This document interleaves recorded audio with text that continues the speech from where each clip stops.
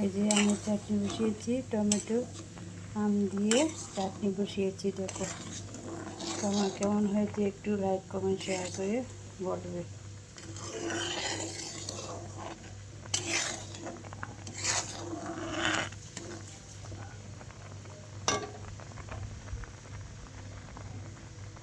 স্টিমটা একটু কমিয়ে দিচ্ছি।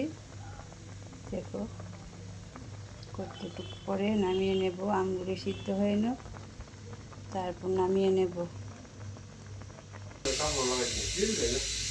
তারপরে আবার বাজনা বাজা যাবে।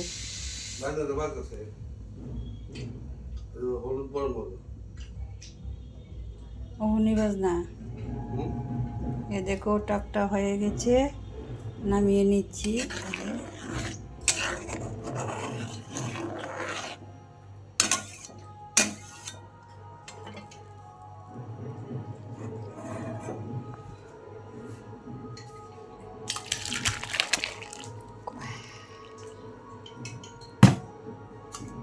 দেখো এই দেখো মশলা দিচ্ছি গুঁড়ো করে।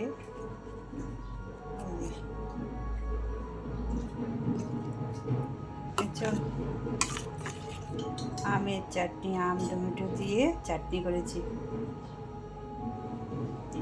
কি সুন্দর সেন্ট। এটা একটু ভালো লাগলে একটু লাইক কমেন্ট শেয়ার করবে কিন্তু।